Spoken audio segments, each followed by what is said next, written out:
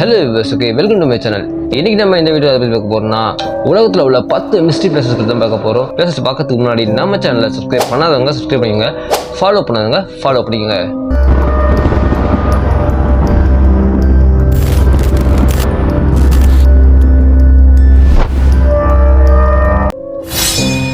ஜப்பானில் கடலுக்கடியில் இருக்கும் இந்த பாறை கட்டமைப்புகள் இயற்கையா இல்ல ஒரு பண்டைய நாகரிகத்தால் உருவாக்கப்பட்டதா? அதனாலேயே இந்த இடம் ஒரு மர்மமான இடமாவே கருதப்படுகிறது. 1971 ஏற்பட்ட ஒரு சின்ன மிஸ்டேக்கால ஏற்பட்ட ஒரு விஷயம். ஆனா அது இவ்வளவு பெரிய மின்னல் குழியாகும் யாருமே நினைக்கல. அதாவது 50 வருடங்களாக அந்த குழியில இன்ன வரைக்கும் நெருப்பு எரிஞ்சுட்டு தான் இருக்கு. அதனாலதான் இதுக்கு இன்னொரு பேர் வச்சிருக்காங்க, டூ டு ஹெல்.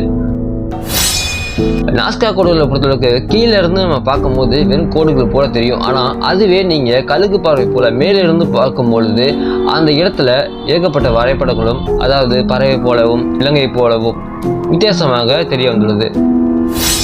இந்த டிராகன்ஸ் ஹேங்கல்ன்றது ஜப்பானில் ஒரு பகுதியாகும். அந்த இடத்துல போகிற கப்பல்களும் விமானங்களும் கண்முன்னே காணாமல் போகிறத பலரும் பார்த்துருக்கின்றனர். மேசை வடிவமா மேல பளிச்சுன்னு காட்சியடிக்கும் மலை. இதுல சில உயிரினங்கள் வேற எங்கும் இல்லாம இந்த இடத்துல மட்டும் இருக்கு. இதை சில பேர் என்ன சொல்றாங்கன்னா லாஸ்ட் வேர்ல்டு போல இருக்கு அப்படின்னு சொல்றாங்க. சுமார் 4 கிலோமீட்டர் பனிக்கு மறைந்திருக்கும் நீரேரி. இதுக்குள்ள இன்ன வரையும் எந்த மனிதர்களாலும் போக முடியல. உள்கட்டமைப்பும் உயிரினங்களும் முழுசா தெரியவில்லை.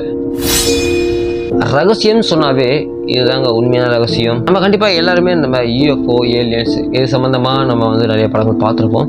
ஸோ அப்படி இந்த ஏலியன் யூஎஃப்ஓ இதுக்கான ரிசர்ச்லாம் எல்லாத்துக்குமே இந்த ஏரியா 51 இதுதான் ஒரு எபிசென்டர்னு சொல்லிட்டு நம்புறாங்க.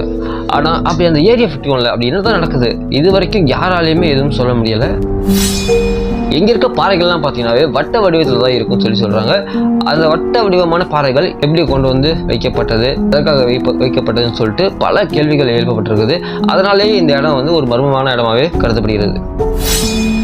அங்க இருக்கும் சில கற்சலைகள் எதற்காக, யாரால் உருவாக்கப்பட்டது, எப்படி வந்தது என்று இன்ன வரைக்கும் மர்மமாகவே உள்ளது.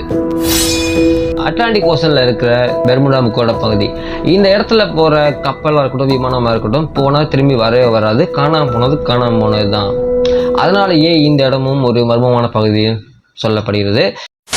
இந்த வீடியோ உங்களுக்கு பிடிச்சிருந்தா லைக் பண்ணுங்க, ஷேர் பண்ணுங்க, கமெண்ட் பண்ணுங்க, மறக்காம சேனல் சப்ஸ்கிரைப் பண்ணிருங்க. நெக்ஸ்ட் ஒரு வீடியோ சந்திக்கிறேன். நான் உங்களுக்கு பாய்.